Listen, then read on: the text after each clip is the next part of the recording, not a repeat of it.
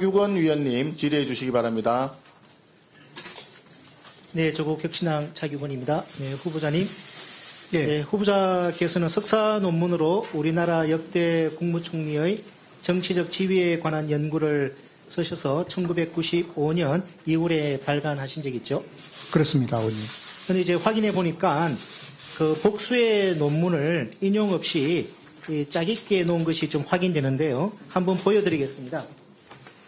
지금 보여드리는 것은 1991년 2월에 김모 씨가 쓴 한국 헌법상 국무총리 제도의 변천에 관한 연구라는 학위 논문입니다. 보시다시피 오른쪽이 이제 후보자 논문인데요. 토시 하나 고치지 않고 그저 한자를 한글로 바뀌어서 이제 베껴 놓은 것이 확인됩니다. 제가 지금 들고 있는 이 논문에서 이제 형광펜으로 저 PPT 화면에서 형광펜으로 칠한 부분이 모두 인용 없이 베낀 것인데요. 그 중에서 대통령제 설명 부분을 보면 보시다시피 한자를 한글로 바꾼 것 외에 내용이 동일하고 이제 각주도 없습니다. 자, 관련해서 질의를 하겠습니다. 논문 표절은 인사청문회의 단골 소재이지만 다른 사람들이 빈번하게 잘못을 한다고 해서 표절이 아닌 게 되지는 않죠. 예, 그렇습니다, 의원님. 특히 우리 존경하는 천하람 의원님께서 언론을 통해 지적을 해 주셨는데요. 논문에 쓰인 12.12 거사라는 표현 사용하신 적 있죠? 예, 인용이 됐었습니다. 저희 연구실에 이제 실무자들 오셔서 해명하기를 한국 최고 지도자의 리더십 연구라는 1989년도 논문을 뺏겨 쓰다가 표현까지 그대로 쓴 것이다 라고 해명하셨는데 맞죠? 예, 그런 뜻으로 설명이 됐습니다. 저는 그 두 가지 지점에서 매우 부적절한 해명이라고 생각합니다. 우선 첫 번째가 후보자가 잘못된 표현을 한 것보다 표절이라고 고백하는 게 더 낫다고 판단한 부분입니다. 역사관을 의심케 하는 잘못된 표현을 사용하는 것만큼 논문 표절도 윤리적으로 아주 큰 문제인데 동의하시죠? 예, 그렇습니다. 자, 이 두 가지 문제는 저울에 달아보면 어느 한쪽으로 기울게 되는 문제는 아닙니다. 자, 두 번째는 그대로 뺏겨 쓴다고 설명한다고 해서 심각한 문제가 해명이 안 되는 점입니다. 자, 제가 하나의 예를 보여드리겠습니다. 자, 1992년도에 홍모 씨가 쓴 한국 역대 대통령의 치적과 리더십에 관한 연구라는 학위 논문입니다. 후보자와 같은 문장을 인용했습니다. 아까 전에 이제 1991년도 그 김모 씨, 91년 2월에 김모 씨 논문을 후보자가 뺏겨 쓰다가 이제 12.12 거사라는 표현을 좀 쓰게 된 것 같다라고 해명을 하셨는데, 자, 92년도에 홍모 씨, 다른 사람이 홍모 씨가 쓴 한국 역대 대통령의 치적과 리더십에 관한 연구라는 학위 논문입니다. 이분도 후보자와 같이 그 91년 2월 달에 그 김모 씨 논문을 인용을 했어요. 그런데 딱 하나 다른 점이 있습니다. 어떤 부분인지 혹시 아시겠습니까? 사퇴라고 표현된 거사라고 표현된 부분이 보입니다. 그렇죠. 예. 예, 후보자가 별 생각 없이 뺏겨 썼다고 했던 91년도 논문에 있던 12.12 거사라는 부분을 이 홍모 씨는 92년도에 발간을 하면서 12.12 사태로 표현을 바꿨습니다. 그런데 후보자께서는 그 이후 시점인 1995년 2월에 발간한 논문에서 이 홍모 씨와는 달리 거사라는 표현을 그대로 사용을 했습니다. 이 부적절한 거 아닌가요?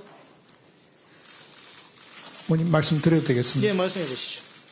먼저 제가 30년 전에 이렇게 대학원생 시절에 큰 성찰 없이 이렇게 작성했던 또 80년대 신문 기사를 갖다 그대로 인용한 표현들로 인해서 여러분들의 이렇게 마음을 이렇게 아프게 하고 상처를 드린 데 대해서 정말 송구스럽게 생각합니다.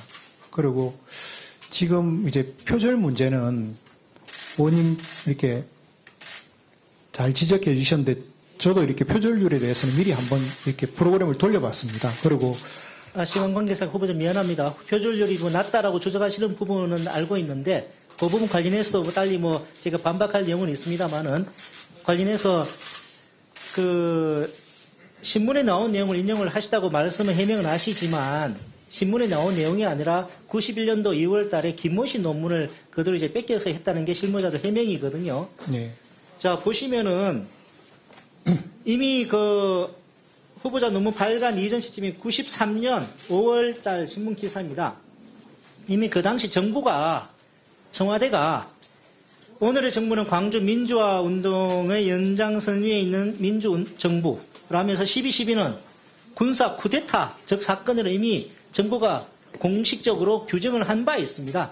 그럼에도 불구하고 95년 2월 달에 그때로부터 2년 후인 95년 2월 달에 거사 5.18 희생자들과 유족들의 가슴에 대못을 받는 거사라는 표현을 쓴 것에 대해서 이거 매우 역사관을 의심하게 하는 매우 부적절한 처사 아닙니까? 네, 의원님 충분히 그렇게 생각하실 수 있고 아까 말씀드린 것처럼 그 부분에 대해서 정말 송구스럽게 생각합니다. 근데 의원님 저도 이제 80년대 후반에 대학 생활을 시작했었습니다. 그 당시에 있었던 우리 5.18 민주화 운동 같은 경우에 얼마나 가슴 아픈 사건이고 또 그게 얼마나 이렇게 대한민국 자유민주주의 초석을 놓는 이렇게 숭고한 사건인 거 저 알고 있습니다. 자, 좋습니다. 그러면은 그 12.12 거사라는 것이 후보자의 그 소신이 아니라는 거죠.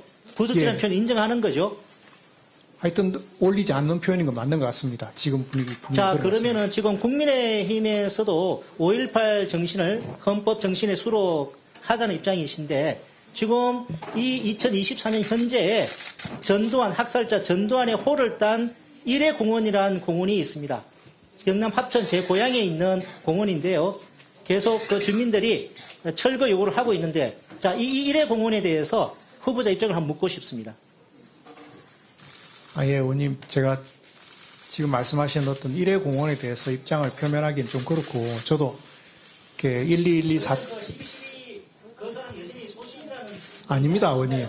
그 1212 사태에 대해서는 이미 대법원에서 군사 반란 사건으로 이렇게 판결이 났고, 저도 그 부분에 동의하고 있습니다. 네, 정리해 주십시오. 제가 일회 공원에 대해서는 이렇게 다르게 말씀드리기가 지금은 좀 어려운 것 같습니다. 하여튼 지금 제가 전두환 정권이라든지 1212 부분에 대해서는 그때 제 표현과 그때 제 가치관이나 성향하고는 전혀 관계가 없습니다. 네, 수고하셨습니다. 다음은 존경하는 박성훈 위원님 질의해 주시기 바랍니다. 국민의힘 박성훈입니다.